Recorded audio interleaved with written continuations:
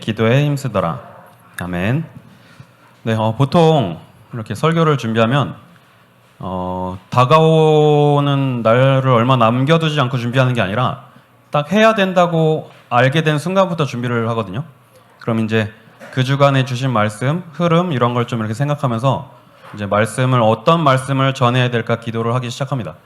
근데 이제 목사님께서 스케줄이 있으셔서 이렇게 말씀을 대신 전하는데 한 달 전 정도에 이렇게 말씀을 하세요. 그러니까 이제 설교 준비를 한 달 전부터 하는 거죠.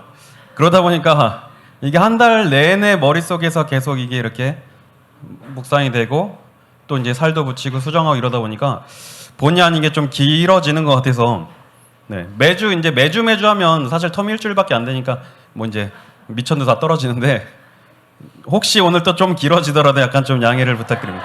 근데 길게 안 하려고 하거든요. 근데 일부러 길게 하려는 게 아니라 좀 약간 좀 욕심이랄까요? 좀 많은 걸 전달하고 싶은데 일부러 막 제가 말을 많이 해서 길어지는 게 아닙니다. 저 말 되게 많이 안 하는 편이거든요. 자, 어쨌든 오늘 우리 중요한 말씀을 언약으로 붙잡아야 되겠습니다.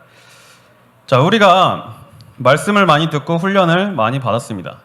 그래서 우리가 사도행전 1장 1절, 1장 3절, 1장 8절을 너무나 잘 알고 있죠. 자, 이게 어떻게 보면 우리 다락방 전도운동의 서론이자 결론이에요. 사실 이거면 다 사실 끝입니다. 그리고 혹시 말씀이 부족하거나 모르는 거 있으신 분 계신가요? 오히려 지금 우리 너무 많은 말씀을 듣고 훈련을 많이 받고 있어요. 근데 이렇게 말씀을 받고 훈련을 받는데 이게 내 삶하고 이렇게 좀 매치가 안 된다고 느껴질 때가 많죠.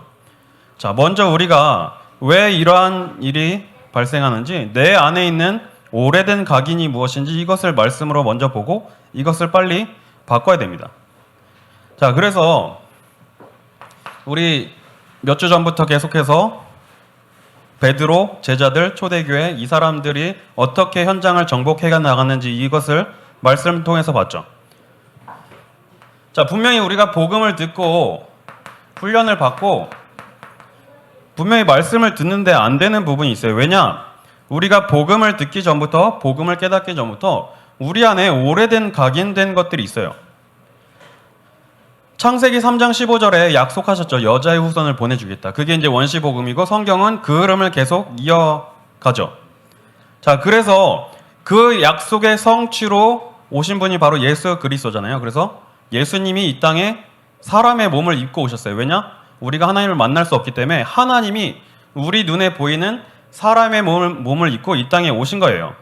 자, 그래서 마태복음 이제 3장에 보면 예수님이 이제 본격적으로 세례 요한에게 세례를 받으시고 이제 본격적으로 사역을 시작하시는 장면이 나와요. 그래서 마태복음 4장에서는 마귀의 시험을 받으시고 이제 본격적으로 공생애를 시작하시죠. 그러면서 이제 제자들을 한 명씩 부르시는 장면들이 나옵니다. 그리고 이제 제자들을 데리고 다니면서 그때부터 천국 복음에 대해서 계속 설명하세요. 복음에 대해서 계속 설명하시죠. 그러다가 이제 마태복음 16장에 와서 가이사랴 빌립보라는 지방에 이제 왔는데 예수님이 이제 제자들한테 물어보신 거죠.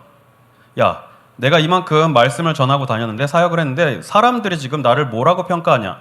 그때 이제 제자들이 대답하죠. 세례 요한, 엘리야, 예레미야 선지자 중에 하나 같습니다라고 얘기합니다. 자, 그때 이제 제자들 보고 그러면 너희는 나를 어떻게 봤냐? 그때 이제 베드로가 마태복음 16장 16절에 고백을 하죠. 예수님은 살아계신 하나님의 아들이시고 그리스도입니다.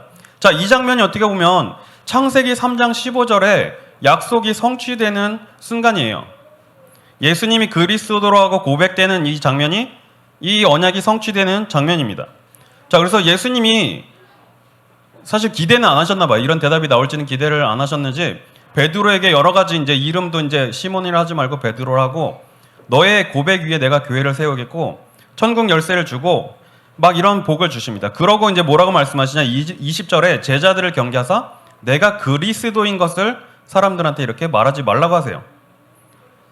그러면서 이제 제자들이 얘네들이 이제 조금 깨달았구나. 내가 그리스도인 것을 얘네들이 좀 알았구나. 그래서 이제 제자들한테 무엇을 말씀하시냐?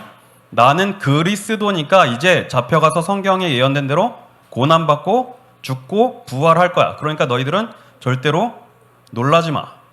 그 얘기를 듣자마자 베드로가 뭐라고 하죠? 말도 안 됩니다. 어떻게 그런 일이 일어납니까? 내가 절대로 그 일이 일어나지 않도록 막겠습니다라고 하죠. 방금 그리스도라고 고백해놓고 그리스도가 사실 무슨 의미인지도 정확히 몰랐던 것 같아요. 이스라엘을 회복할 왕이라고만 생각했지 우리 대신 십자가에서 죽으실 것이라고는 이제 생각을 못했겠죠. 자, 그래서 예수님이 베드로가 고백하는데 사단아 내 뒤로 물러가라 이렇게 베드로 보고 이런 말씀하시죠. 그 말은 뭐 베드로 보고 그러시진 않았겠죠. 베드로 보고 사단이라고 하시진 않았겠죠. 그리스도로서의 일을 방해하는 그 고백에 대해서 이제 뭐 그런 말씀을 하셨다고 그렇게 생각이 됩니다. 자, 이렇게 제자들이 예수님을 따라다녔는데도 예수님이 그리스도라는 것을 고백함에도 불구하고 각인된 것들이 오래된 각인들이 있었어요. 자, 베드로를 보면 보통 이제 예수님 수제자라고 이렇게 얘기를 많이 하죠. 뭐 그건 이제 뭐 사람들이 얘기하는 거고 천주교에서는 교황권의 권위를 여기서 찾습니다. 베드로가 1대 교황이라고 이렇게 얘기를 해요. 어쨌든 엄청난 고백을 한 이런 제자예요. 그런데 방금 마태복음 16장 16절에 이 고백을 하고 예수님이 그리스도이기 때문에 죽을 것이다, 고난받을 것이다, 부활할 것이다 말씀을 듣고도 마태복음 17장에 보면 어떤 내용이 나오죠? 변화산 사건이 나오죠. 방금 예수님이 그리스도라고 이렇게 고백을 하고 알았는데 모세하고 엘리야가 나타나니까 완전 히 눈이 돌아버린 거예요. 오, 능력 있는 선지자들. 그래서 내가 여기다가 초막셋을 짓고 여기서 삽시다. 이렇게 얘기를 하는 거죠.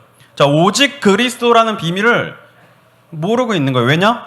오래된 각인이에요. 얼마나 어렸을 때부터 모세라는 선지자, 엘리야라는 선지자에 대해서 얼마나 많이 들었겠습니까? 민족의 어떻게 보면 영웅이잖아요. 예수님도 그 중에 한 명이라고 이렇게 생각했을 수도 있겠죠. 자, 그리고 이제 예수님이 산에서 내려오실 때 또 한 번 부활과 죽음과 부활을 말씀하셨어요. 그때 이제 뭐라고 또 돼 있냐면 예수님이 세례 요한 얘기를 하는가 보다라고 제자들이 이렇게 받아들였다고 이렇게 말씀이 기록이 있어요. 자, 예수님을 그리스도라고 고백해놓고선 자, 예수님을 끝까지 따라가겠다고 호언장담해놓고선 예수님이 말씀하셨어요. 닭이 울기 전에 너 나를 3번 부인할 거다. 그때 뭐라고 하죠? 절대로 나는 부인하지 않겠습니다. 근데 막상 예수님이 잡혀가니까 3번 부인하고 마지막에는 어린 여자애가 당신 예수님하고 있었지 않았습니까? 그랬더니 나 모른다고 저주하고 부인했다고 그렇게 돼 있어요. 그러면서 75절에 보니까 예수님의 말씀이 생각나서 밖에 나가서 통곡하며 울었다는 이런 기록이 있죠. 자, 그리고 예수님이 분명히 말씀하셨어요. 나 잡혀가고 고난당할 거니까 절대로 놀라지 마. 근데 예수님을 실제로 군인들이 잡으려니까 어떻게 해요? 칼을 빼들어가지고 그 말고라는 사람의 귀를 이렇게 잘라버리죠. 자, 이렇게 성질이 급하기도 하고 겁도 많고 다혈질이기도 하고 막 이렇게 좀 복잡했던 것 같아요. 자, 그리고 이제 실제로 예수님이 말씀하신 대로 예수님이 죽으셨어요. 그리고 예수님이 부활을 하셨죠. 요한복음 20장 1절에서 10절에 보니까 예수님이 이제 무덤에 들어가셨는데 예수님의 무덤이 비어있는 장면이 나와요. 그래서 이것을 마리아가 가장 먼저 확인을 하죠. 자, 그래서 베드로도 뛰어와서 이걸 확인하는데 무덤이 빈 걸 확인하고 어떡하냐? 베드로는 이후로 갈릴리로 가버립니다. 그래서 물고기를 잡는 거예요. 그렇게 예수님이 그리스도란 사실을 고백하고 이렇게 예수님만 끝까지 따라가겠다고 고백했던 베드로조차도 자기가 가지고 있던 이런 오래된 각인된 것들이 있었어요. 그리고 예수님을 따라다녔던 제자들이 있죠. 자, 아까 말씀드린 대로 베드로와 같이 12제자가 예수님을 계속 따라다니고 베드로의 고백 옆에 베드로가 고백했을 때 옆에서 같이 들었겠죠. 마태복음 16장의 그 고백을 듣고도 자, 마태복음 18장 1절에 보니까 뭐라고 되냐? 제자들이 서로 논쟁하는 거예요.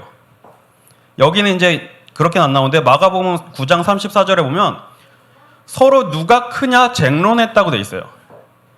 쉽게 말하면 뭐 이런 비유를 들어서 죄송하지만 우리 장로님 세 분이 야 내가 그래도 수석 장로 아니냐 막 이런 걸 가지고 서로 싸우는 거예요. 예수님이 천국에 가시면 야, 내가 더 큰 자 아니냐. 근데 이제 이 제자들이 받아들였던 천국의 개념은 죽어서 가는 천국이 아니라 뭔가 예수님이 왕이 되시면 뭐 그런 천국을 생각한 것 같아요. 어쨌든 누가 더 크냐 이걸 가지고 제자들이 싸우는 거예요. 자, 이게 뭐죠? 나중심이잖아요. 자, 뭐 나중심이란 말은 이기적이고 나밖에 모른다 이걸 말하는 건 아닙니다. 자, 어쨌든 예수님이 어떤 왕이 되시고 통치권을 가지면 내가 더 높은 자리에 가고 내가 더 앞에 갈 거야 이렇게 제자들이 싸우는 거예요. 예수님은 죽으시고 십자가 지시고 죽으셔야 되는데 제자들은 지금 엉뚱한 걸 가지고 있어요. 이게 제자들의 오래된 각인인 거죠. 자, 그리고 마태복음 19장에 보면 어떤 청년이 예수님을 찾아와요. 그래서 예수님 보고 묻습니다. 예수님 어떻게 하면 구원을 받을 수 있습니까? 그때 이제 예수님이 네가 가지고 있는 재산을 다 팔아서 어려운 사람들 도와주고 나를 따라오면 그때 알려줄게. 그랬더니 성경은 뭐라고 기록하고 있냐? 이 청년이 재물이 많음으로 근심하며 돌아갔다고 돼 있어요. 그러니까 자기가 가진 게 너무 많으니까 섣불리 이거를 포기를 못했다는 거죠. 그럼 이제 그 청년이 돌아갔을 거 아니에요. 그럼 이제 예수님이 그 뒤에다 대고 아니면 한참 뒤에 얘기하셨는지 모르겠는데 제자들한테 말씀하셨어요. 야, 이거 봐. 부자는 천국에 들어가기가 너무 어려워. 부자가 천국에 들어가는 건 낙타가 바늘구멍에 들어가는 것보다 어렵다라고 지금 이렇게 말씀을 하세요. 자, 그럼 제자들이 어떻게 반응해야 되죠? 아, 맞습니다. 천국은 믿음으로 갈 수 있는 거죠. 돈, 명예, 자리 이게 아니죠. 근데 제자들의 반응이 어떠냐? 몹시 놀라며 예수님한테 물어봤다고 돼 있어요. 부자는 천국에 못 간다니까 뭐라고요? 뭐라고요? 부자는 천국에 못 간다고요? 왜 놀라요? 자기들도 예수님 따라다니면 부자가 될 거라는 기대를 가지고 있었던 거겠죠. 이것도 마찬가지로 지금 물질 중심에 잡혀 있는 거예요, 제자들이. 이것도 마찬가지로 오래된 각인인 거죠. 자, 그리고 마태복음 20장에 보면 이제 더 재밌는 장면이 나오죠. 이 예수님의 제자 중에서 야고보하고 요한이 나오는데 이 야고보 요한의 어머니가 예수님을 찾아와요. 그래서 예수님이 이 나라를 회복하시면 내 두 아들을 오른쪽과 왼쪽에 앉혀주세요. 지금 치맛바람을 휘날리며 청탁을 하는 겁니다. 자, 그래서 예수님 너무 황당해가지고 나 십자가 지고 죽어야 되는데 오른쪽 왼쪽에 지금 앉혀달라니까.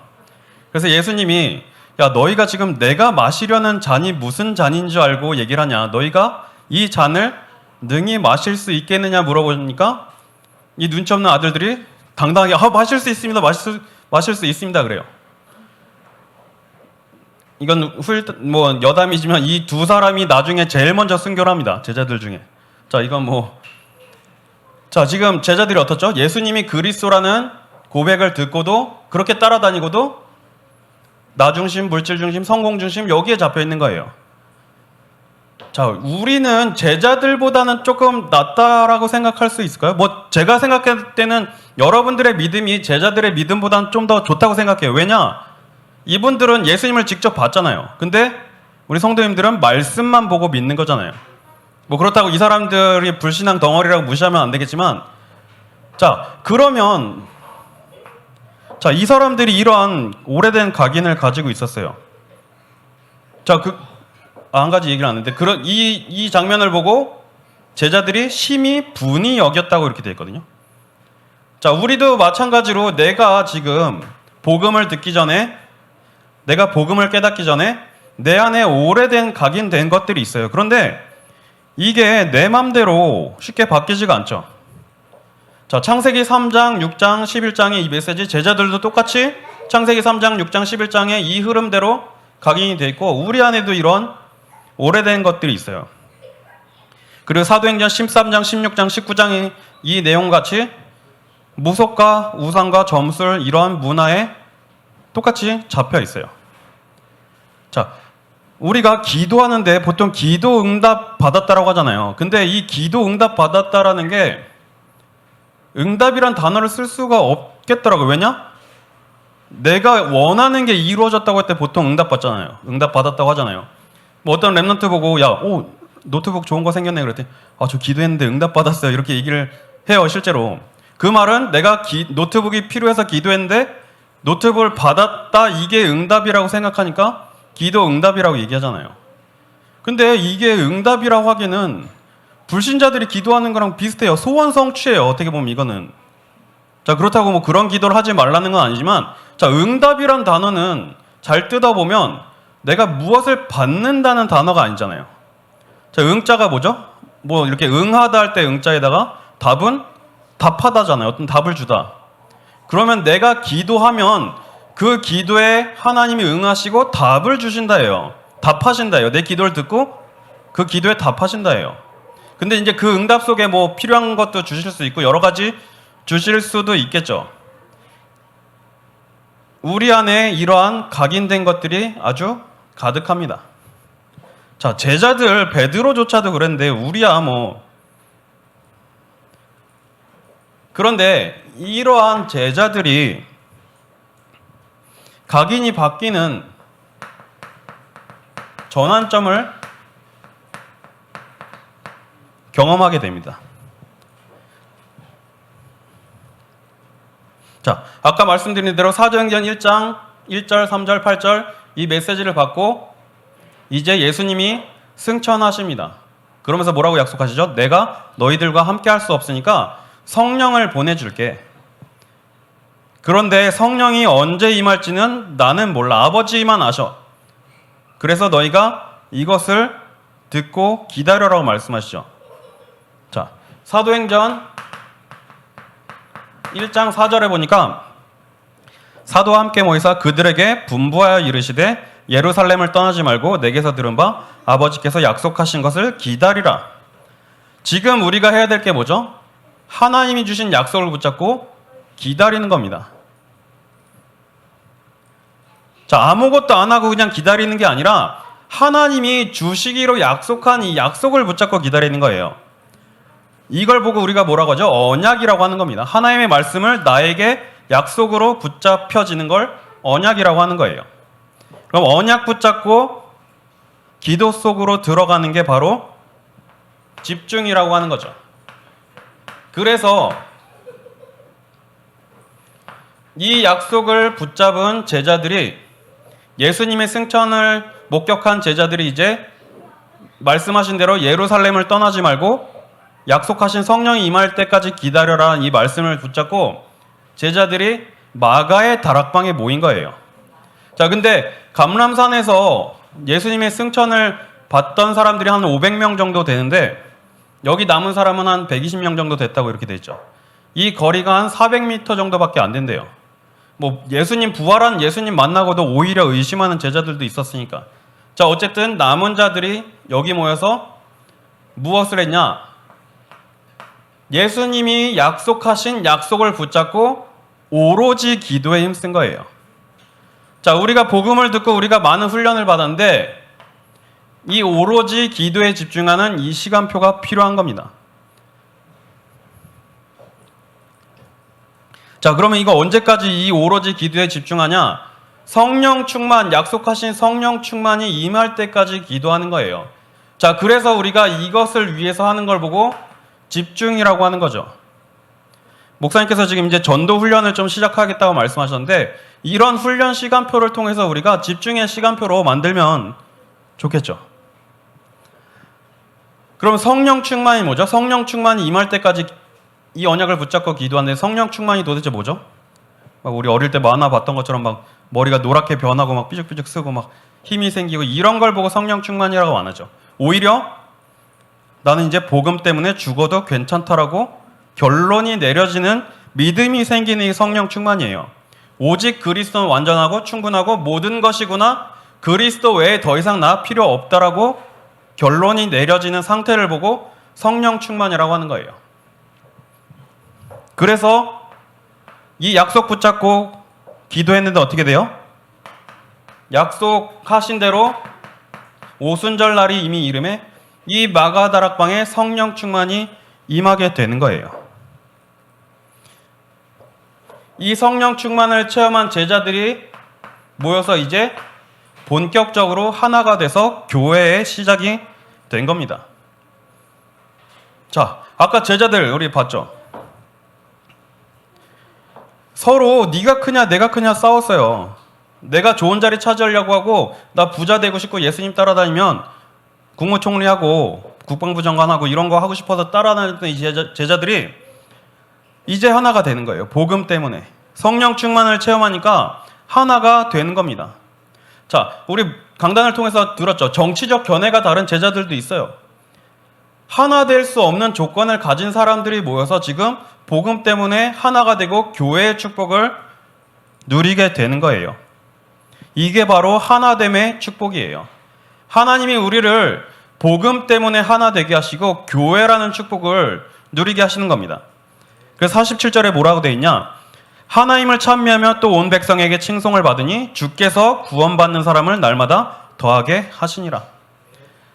성령 충만을 체험하고 난 이후부터 이제부터 본격적으로 전도운동, 생명운동이 시작되는 겁니다. 우리 다락방 전도운동은 이걸 체험하자는 거예요.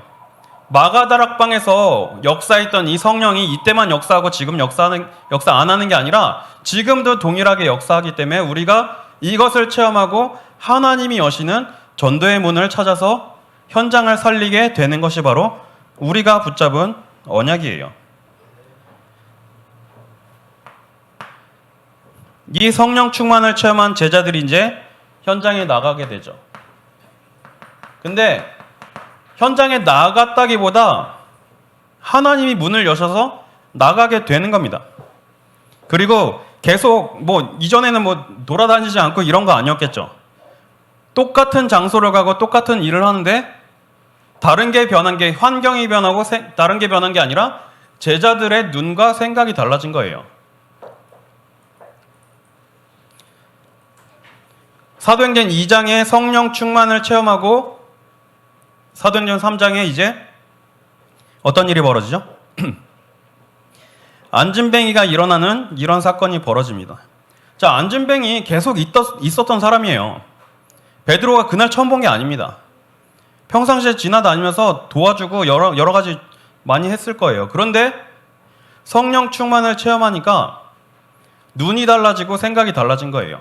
시간표가 보이는 겁니다. 저 안진뱅이 돈이 필요하고 뭔가 도움이 필요한 게 아니라 저 사람도 정말 예수 그리스도가 필요하구나, 이게 보인 거예요. 그래서 담대하게 그 자리에서 예수 그리스도 이름으로 일으키게 되는 거죠. 자, 오늘 가시면서 안진뱅이를 찾으러 가지 마시고, 자, 그런데 이 안진뱅이가 일어난 게 응답이 아니에요. 안진뱅이가 일어난 사건으로 베드로가 어떻게 되죠? 종교 재판에 잡혀가게 됩니다. 복음 전하고 예수님을 전하면 잡혀가서 이제 재판받고 죽거나 감옥에 갇히거나 어려움을 당하는데, 지금 베드로가 예수님을 전하고 이 일로 안진뱅이를 일으킨 사건이 크게 이제 화제가 되니까, 소문이 나니까 종교 재판에 잡혀왔어요. 율법 지도자들, 바리새인들, 내노라는 사람들이 이렇게 다 앉아 있는데 사람들이 물어봅니다. 네가 무슨 권위로, 무슨 근거로 이 복음을 전하고 일을 했냐, 하지 말라고 했는데, 그때 베드로가 그 어마어마한 사람들 앞에서 뭐라고 고백하죠? 천하 사람 중에 구원을 얻을 만한 다른 이름을 우리에게 주신 적이 없다. 다른 이로서는 우리가 구원을 얻을 수 없다라고 고백한 겁니다. 이게 진짜 응답이에요. 그전에는 눈치 보고 죽을까봐 도망다니고 여자애가 물어봤을 때 모른다고 저주하고 부인하고 나 죽을까봐 걱정했던 이 베드로가 속된 말로 뭔가 단단히 씌인 거죠. 그게 뭐죠? 성령 충만을 체험하니까 이제 복음 때문에 나 목숨 걸고 나 죽어도 괜찮다라는 것을 본 거예요.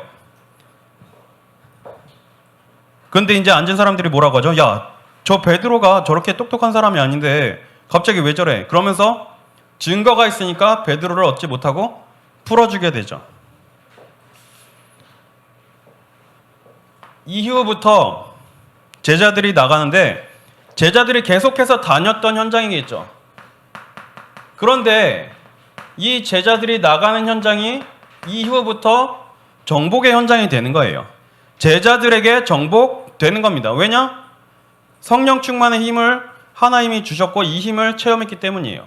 하나님이 문을 열어 가세요. 자, 그래서 사도행전 8장에 사마리아의 문이 열리죠. 그리고 사도행전 9장에 전도자 바울이 이렇게 세워지게 됩니다. 사도행전 10장에는 뭐 고넬료라는 사람이 돌아오고, 뭐 사도행전 13장, 아까 13장 봤죠. 사람들이 지금 사도행전 13장 정치, 경제, 문화가 지금 무속인에 잡혀 있는데 이 현장을 살리게 돼요. 또 사도행전 16장에 점치는 여종, 무속인으로 사람들이 이렇게 영향을 받는 그 현장을 살립니다. 귀신 들린 여종을 치유하고 이 현장을 살리게 돼요. 우상이 문화가 되고 사람들을 휘어잡고 있는 사도행전 19장 현장에 마수라는 책을 다 불태우고 완전히 문화를 뒤바꿔버리는 이러한 정복이 시작된 거예요. 그리고 마지막에 가서 사도행전 27장 24절에 어떤 말씀이 나오죠? 바울이 가이사 앞에 서야 하리라 고백하는 여기까지 응답이 이어지고 로마가 정복되고 뒤집어진 겁니다. 이 정복의 현장이 어디서부터 시작됐죠? 마가의 다락방에서 성령 충만을 체험한 이 시간표부터 시작됐고 하나님이 문을 열어 가셨어요. 그리고 그렇게 자리, 돈, 명예 여기에 잡혀있던 제자들이 전부 다 복음 때문에 순교를 하게 됩니다. 복음 때문에 생명을 걸었고 실제로 복음 때문에 전부 순교를 하게 돼요.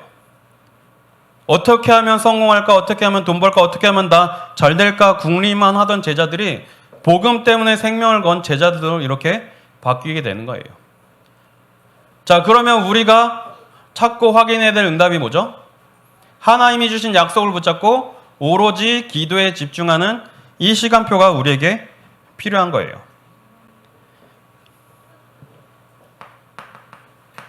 자, 그래서 우리 성도님들은 이 성령 충만의 힘을 체험하고 전도자가 누릴 전도자의 힘을 소유하시길 바랍니다.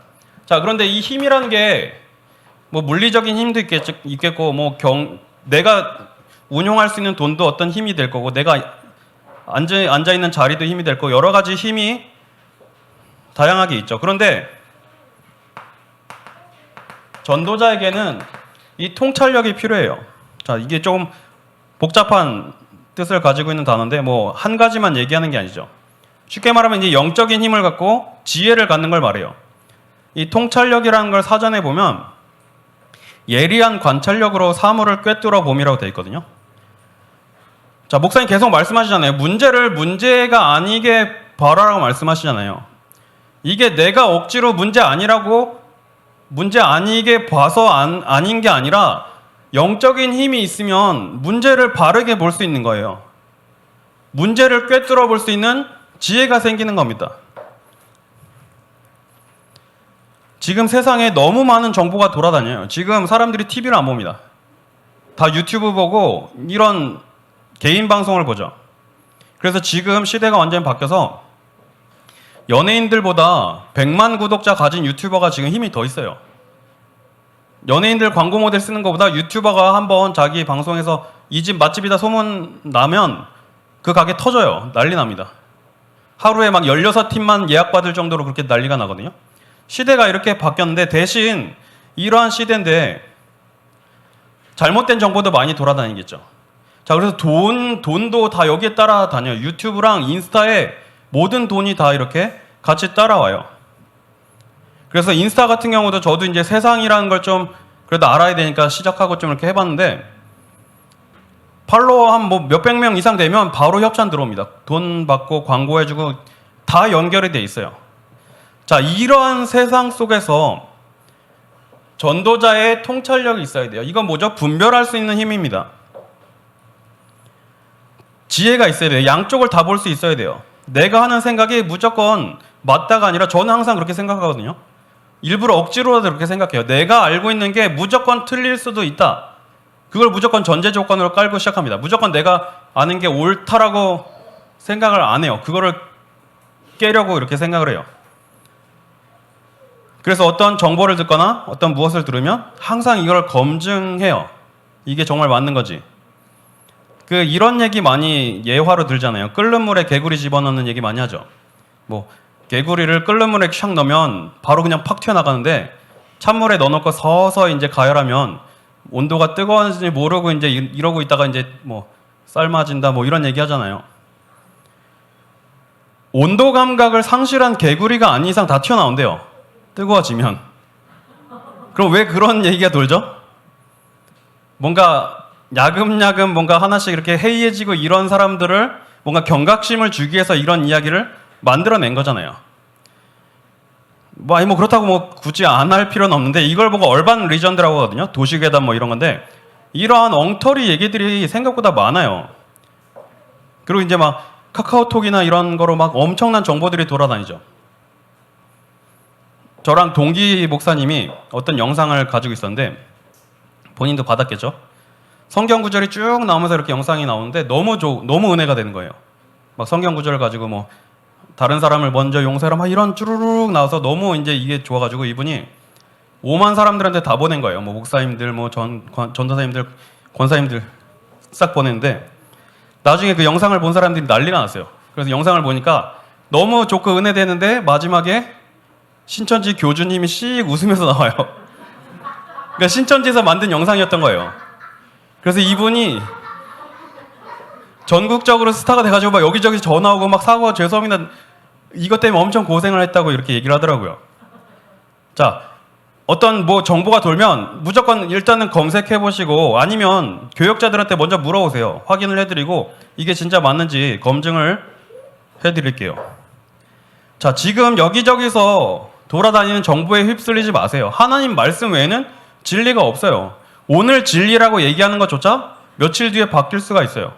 뭐 저는 과학을 잘하지 못하지만 뭐 아인슈타인의 상대성 이론이 몇십 년, 몇백 년 만에 뭐 뒤집힌다 뭐 이런 얘기도 있고 지금은 이게 진리고 과학이다라고 얘기하는 것조차도 언젠가는 다 뒤집히고 바뀌는 날이 와요.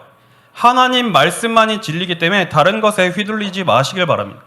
그래서 우리에게 이 힘이 필요한 거예요. 이 힘이 뭐죠? 좌로나 우로나 치우치지 않는 힘을 말해요. 자, 요셉이 노예로 팔려갔습니다. 거기서 어떤 힘을 누렸죠? 여호와께서 요셉과 함께 하심으로 그가 형통한 자가 되어.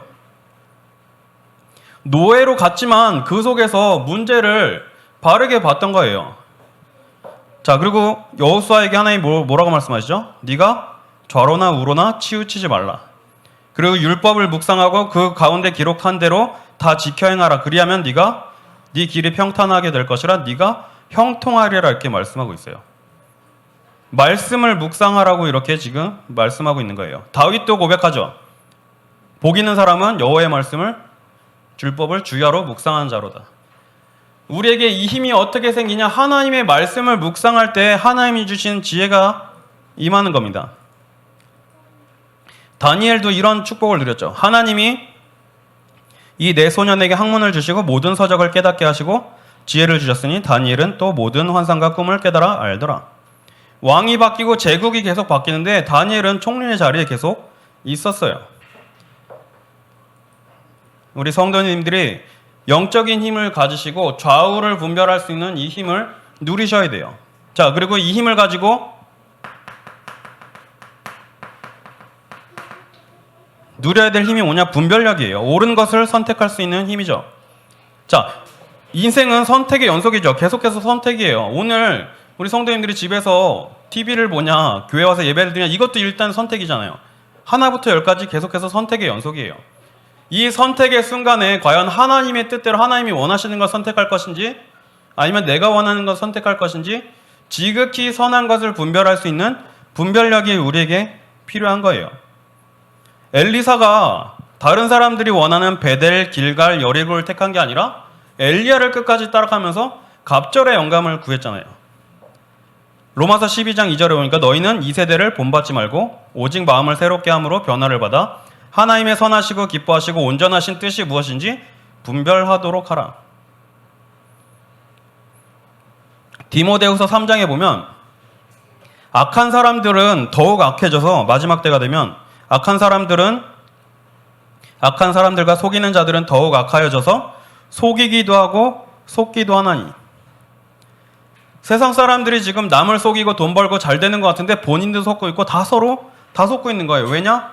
세상은 공중권세 잡은 자 거짓의 아비가 잡고 있기 때문이에요. 이러한 속에서 하나님이 원하시는 지극히 선한 것을 분별할 수 있는 이 힘을 가져야 됩니다. 그래서 너는 배우고 확신하는 일에 거하라라고 지금 디모데에게 이런 말씀을 줬죠. 자, 그리고 우리 전도자들이 누릴 힘이 바로 포용력이죠. 전도자는 살리는 자죠. 모든 것을 수용하고 품을 수 있어야 돼요. 자, 억지로 용서하고 참으란 말이 아니에요. 자, 용서는 힘이 있는 사람이 할 수 있는 게 용서예요. 자, 요셉이 억울함을 많이 당했죠. 요즘에 DP라는 드라마가 난리더라고요.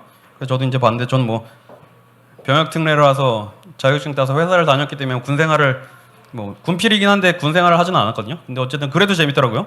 근데 이제 거기 보면 중요한 게 뭐가 나냐? 방관자들이라는 게 나와요. 그러니까 방관자들이 이러한 큰 사건을 만든다 뭐 이런 내용이 나오는데, 자, 요셉의 입장에서 보디발이 어땠겠어요? 방관자죠. 뻔히 알잖아요. 요셉이 정직하고 괜찮은 친구인지. 아내가 요셉에게 누명을 씌웠을 때 충분히 보디발이 나서서 도와줄 수도 있어요. 근데 그냥 묻었죠. 자, 그리고 보디발의 아내, 그리고 자기 좀 알아달라고 얘기 부탁했는데 술 맡은 관원장이 자기를 완전히 잊어버리죠. 자, 그리고 나중에 이제 원수를 만나죠. 형들, 자기를 판 형들. 요셉이 이런 사람들을 억지로 용서한 게 아니에요. 힘이 있기 때문에 이 사람들을 품을 수 있었던 겁니다. 자, 아까 얘기한 대로 보디발의 아내, 형들, 또 뭐 술 맡은 관원장 등등등 이 사람들이 우리 입장에서 악역같이 보여요. 잠깐만요. 죄송합니다. 자, 이 사람들이 악역같이 보이는데 악역이 아니에요. 하나님이 지금 요셉의 인생을 두고 언약을 성취하시기 위해서 드라마 모든 각본을 짜놓고 요셉을 응답의 자리에 세우기 위해서 필요한 시간표마다 배치하신 조연들이에요. 하나님의 언약을 이루는 조연들이에요. 이걸 봤기 때문에 요셉이 이들을 용서하고 살릴 수 있었던 거예요. 요셉이 뭐 마음이 넓고 착해서가 아니라 하나님의 시간표 속에 저들이 하나님의 계획 속에서 이 일을 했구나라고 본 거예요. 그 어떻게 증거가 되어 있죠? 요셉의 형들에게 형들이 나를 판 게 아니라 하나님이 나를 이곳에 보내셨다라고 하잖아요. 자, 우리 성도님들 내 주변에 나를 지금 힘들게 하는 사람, 신앙생활 하는데 도움이 안 되는 사람들 많죠. 하나님이 나를 향한 하나님의 언약을 성취시켜 나가는 과정 속에 이 사람들을 다 조연으로 배치하신 거예요. 이걸 확인하면 내가 억지로 막 참고 용서를 하는 게 아니라 품을 수 있는 힘이 생기는 거예요. 하나님의 계획이 보이는 겁니다. 자, 다윗이 어땠죠? 사울왕이 죽이려고 그렇게 쫓아다녔어요. 장인어른이 자기 죽인다고 쫓아다니고, 시므이가 게임도 안 되는 애가 와가지고 막 왕 저주하고, 압살롬이 아들이 반역 일으키고 막 쫓아와요. 근데 전부 다 살렸어요. 마찬가지로 다윗도 억지로 참고 용서한 게 아니라 이 힘을 누리고 있었던 거예요. 하나님의 계획을 본 겁니다. 자, 그리고 우리 전도자들이 누려야 될 힘이 뭐냐? 바로 영향력이죠. 렘넌트들은 가는 곳마다 만난 사람들을 다 살렸어요. 보디발이 요셉을 보고 무엇을 봤죠? 그의 범사에 하나님이 형통하게 하심을 보았더라. 요셉을 위하여 애굽 사람의 집에 복을 내리심으로 여호와의 복이 그 집과 밭에 있는 모든 소유에 미친지라 이렇게 돼 있어요. 감옥에 가서 관원장들에게 답을 줍니다. 또 바로 왕에게 미래에 대한 답을 주죠. 우리 성도님들 가시는 모든 현장에 만나는 모든 사람들에게 복음으로 영향력이 가는 이러한 축복을 누리시길 바랍니다. 자, 그리고 마지막으로 인내력인데, 자, 이 인내력은 아까 말씀드린 대로 억지로 참는 게 아닙니다. 하나님의 시간표를 기다릴 수 있는 힘이에요. 자, 미래를 봤기 때문에, 가졌기 때문에 기다릴 수 있는 겁니다. 한 달 뒤에 좋은 집으로 이사를 가기로 계약이 됐다. 오늘 집에서 좀 물새도 참을 수 있어요. 웃음 나와요. 아니 뭐 이 정도쯤이야. 자, 근데 미래가 불투면 어떻게 해요? 오만 짜증이 다 나죠. 이런 말도 안 되는 집에서 내가 살아야 돼. 막 이런 막 억지로 참고 기다리는 게 아니라 하나님의 시간표를 보면, 미래를 보면 기다릴 수 있는 힘이 생기는 거예요. 자, 내 현실, 내 상황, 내 문제를 두고 억지로 참는 게 아니에요. 하나님의 약속을 보면 이것 또한 하나님의 시간표 속에서 하나님이 허락하신 것이라는 게 보이는 거죠. 자, 그래서 히브리서 10장 36절에 보면 너희에게 인내가 필요함은 너희가 하나님의 뜻을 행한 후에 약속을 받기 위함이라 이렇게 말씀하고 있어요. 자, 그래서 우리 성도님들이 전도자의 힘을 누리시길 바랍니다. 자, 정리하고 마치겠습니다. 요셉은 노예와 감옥이라는 이 상황 속에서 문제를 바르게 볼 수 있는 이 힘이 있었어요. 자, 그리고 문제 속에서 바른 것을 분별하고 선택할 수 있는 이 힘이 있었어요. 노예에서 탈출할 수도 있고 감옥에서 탈출할 수도 있는데 하나님이 지금 나를 만들어 가시는 시간표라고 본 거죠. 자, 그리고 형들을 만나고 보디발 아내 술 맡은 관원장을 만났을 때 이 사람들이 나를 힘들게 한 게 아니라 하나님의 계획 속에서 하나님이 허락하신 것이라는 걸 봤어요. 자, 그리고 만난 사람마다 보디발, 관원장들, 바로왕 등등등 모든 사람을 복음으로 살리고 답을 줬어요. 자, 그리고 이 일을 어떻게 할 수 있었죠? 어릴 때 하나님이 주신 꿈이 있었기 때문에 그 꿈 하나 때문에 모든 과정을 기다릴 수가 있었던 겁니다. 자, 하나님이 주시는 말씀을 언약으로 붙잡으시길 바랍니다. 그리고 이 언약을 붙잡고 기다리는 은혜가 있기를 바랍니다. 자, 기도하고 마치겠습니다. 하나님 감사합니다. 우리에게 하나님 자녀의 신분과 권세를 주시고 전도자의 힘을 누리게 하시니 감사드립니다. 초대교회 제자들이 누렸던 정복의 현장을 동일하게 누리게 하여 주옵소서. 성령의 충만함을 힘입어 현장을 살리는 귀한 응답 누리는 한 주간 되게 하여 주옵소서. 살아계신 우리 주 예수 그리스도의 이름으로 감사하며 기도드립니다. 아멘. 네, 뭐 특별한 광고는